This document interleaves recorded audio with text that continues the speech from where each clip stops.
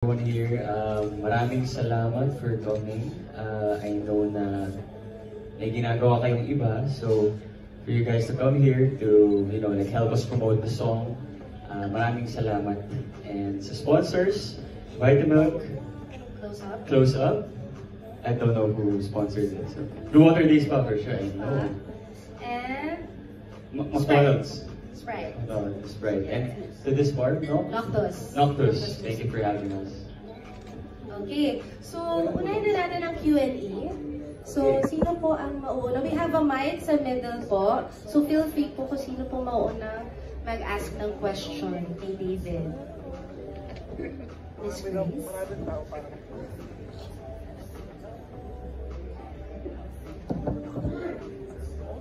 Ay, padaanan na lang po natin siya sa middle.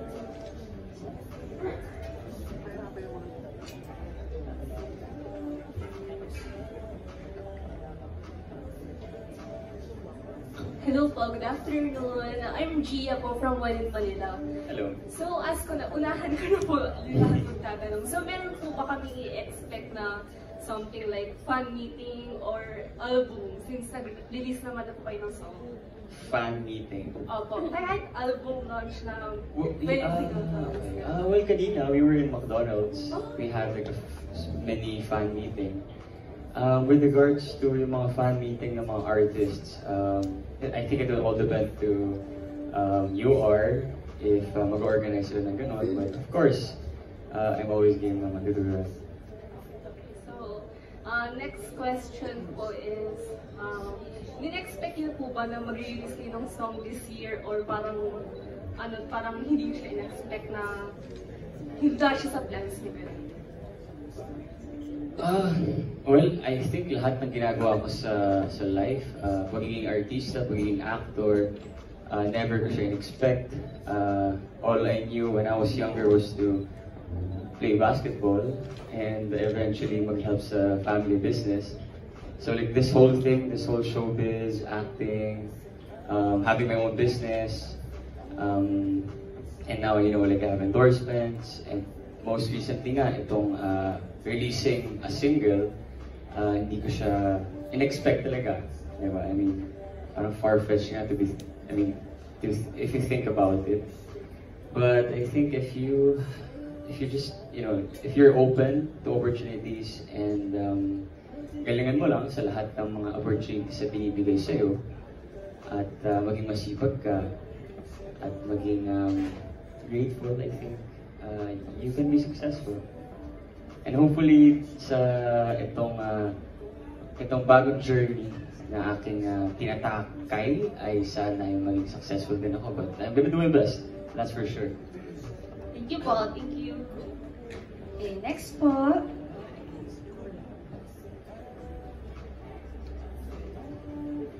Hi David, Nikki from Manila Standard.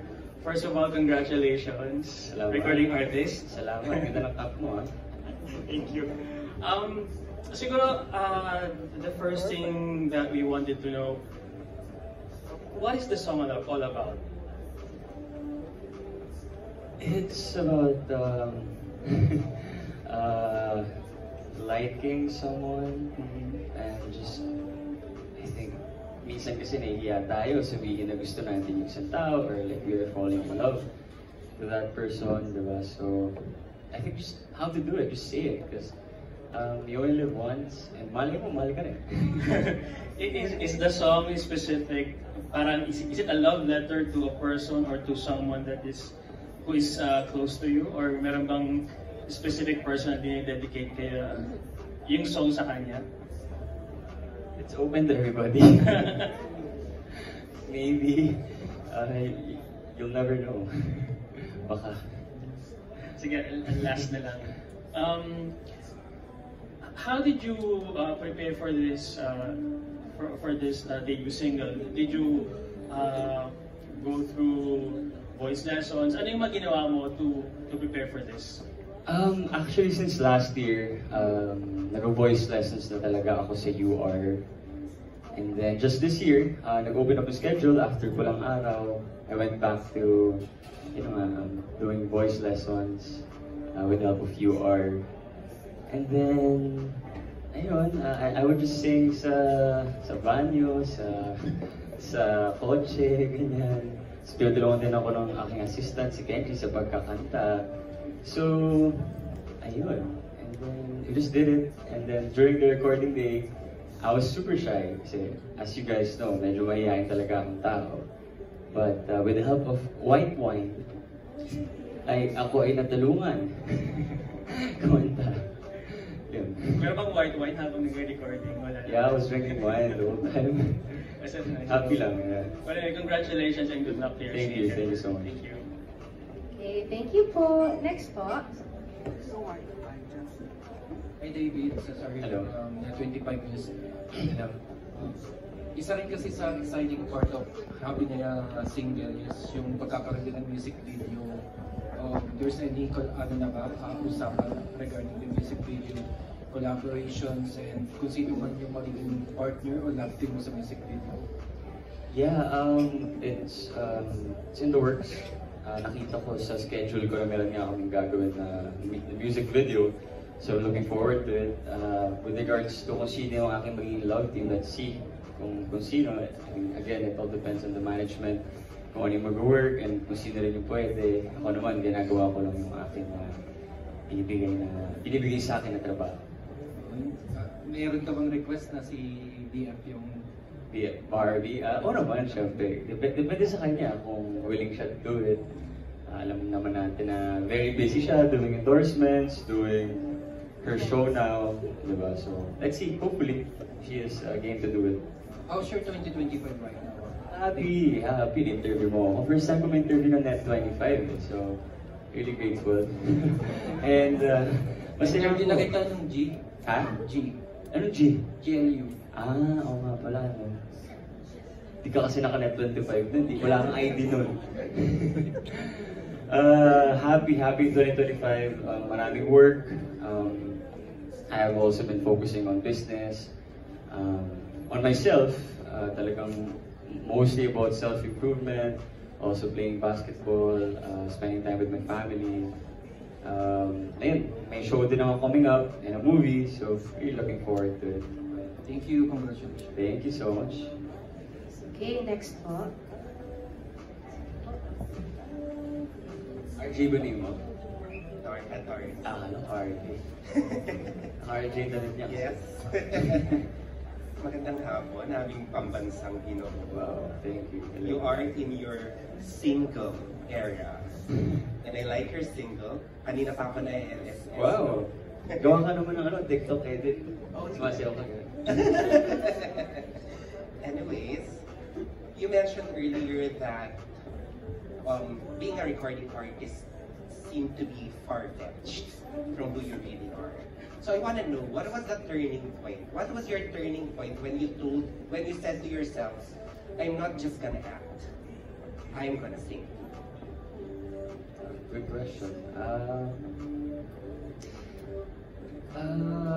When the opportunity presented, when Universal Records approached us, si ALB manager po, and told me na, they were gonna sign me. Of course, at that point, naisip ko na, talaga ba? Kaya ko ba?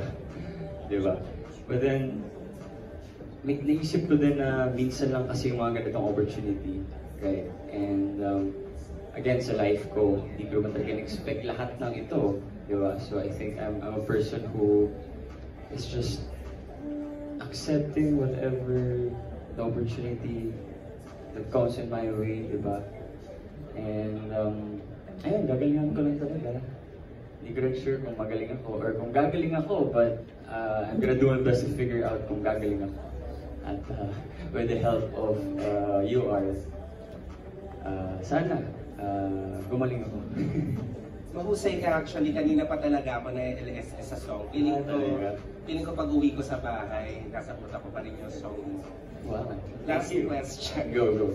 If your love life were a playlist, what would be the first track, the second track, and the last track? Oh my God. I Think I Love You would probably the soundtrack of my love life. Siguro Multo. I love that song. At pangatlo, ano ba? Taylor Swift song. Sige, Daylight.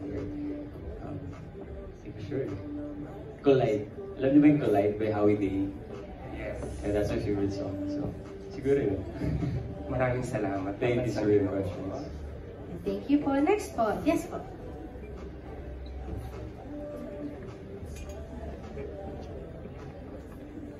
Hi, David. Hello. If I look familiar, it's because I was with Sparkle for 3 years. 2014 to Bakit umalis? 17. Ay, oh my gosh! Ako pa in-interview! Dito si Sir Mark. Sir Mark was my boss. So, you were there, pero starting ko pa lang nun eh. Di ko ako nakapangabot tayo sa office, di sure.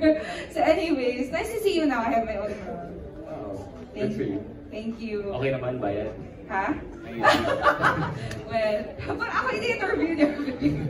Sucks lang. Okay. Anyways, it's my passion din. So, That's good. my question is, do you have any input in the making of your single when it comes to like melody, rhythm, lyrics, stuff like that? Well, I'm a very practical person. So, ang sinabi ko talaga sa UART is, I wanted a song na would resonate to the Gen Zs. Yung song na pwedeng mag-trend on TikTok, di ba? So, with I Think I Love You, I think yung, what do you call that, melody? Yung melody niya is very bagay talaga sa TikTok. So, yun. And with regards to the lyrics, ang sabi ko ay gusto ko parang kausap ko yung girl. Ganun. So, yeah. I think I love it.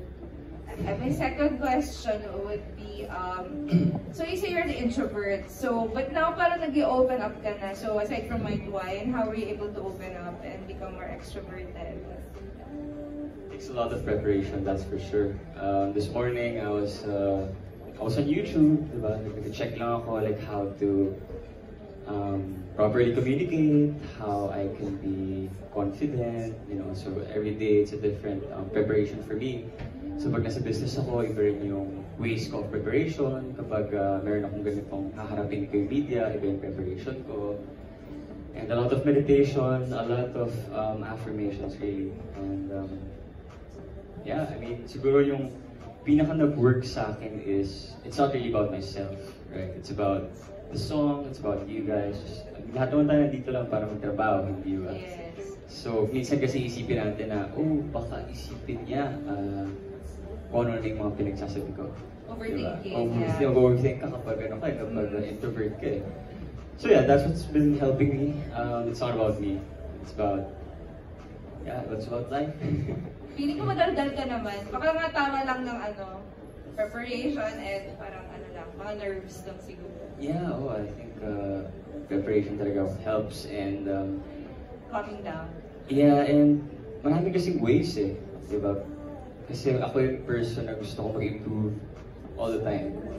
Di ba? So I'm all for self-improvement, so lahat ng pwede kong matutunan sa YouTube, sa pagbabasa ng libro, ina-apply ko sa life ko. So thankfully, hindi na ako ganoon ka-shy. I mean, I'm still shy, but I'm improving, I'm getting there. Hopefully. Thank you. Thank you. Thank you so much. Thank you po. Okay, next po. Yes. Hi, David. I'm Trisha from Metro. From where? So, from Metro. Hi. Yeah. So my question is, sabi mo kanina na you did this one out of opportunity presented to you. So what made you say yes specifically to I Think I Love You? Ano yung nakita mo dun sa project na yun that made you say yes na ito yung gusto mo unang singer ko? Nag-produce kasi nito si Luke. Siya talaga yung nag-compose ng song, actually lahat. So, nung napakinggan ko siya, nagandahan talaga ako sa song. So, sabi ko, ito na yung gawin natin. And then, ano ulit yung question mo? What made you say yes specifically to this song na ito yung una mong gagawin? Okay, so, I think I resonate with the lyrics, to be honest. Kaya na lang mag-isip kung bakit. Basta nag-resonate ako sa lyrics. So, yun. And yeah. Okay. ano na lang yung favorite line mo dun sa song na pwede mo siyang gamitin in real life? Ang lyrics nun? I think I love you. Kaya kung meron akong love, may love ka ba? Gusto ko lang yung interview. Well, yung iba, yung mga hindi pa nag-aamin. Sabihin mo lang, I think I love you. Alright, so, does this mean na makikita ka namin as a singer? More as a singer? Yeah, of course, I would love to. Again, it depends on who you are. If you still wanna produce a song for me, because we know that it takes a lot of work to, you know, like even this, like pag-organize ng isang media con ay mahirap. So it really depends on them. But if you were to ask me, of course, I would love to. Na-enjoy ko siya, surprisingly. Nag-wine, tapos nag-record. Feeling singer lang. Okay, last na. Ano yung mga genre and music pa na gusto mong i-explore after this one? Gusto ko yung song na palagi. So something like that, hopefully.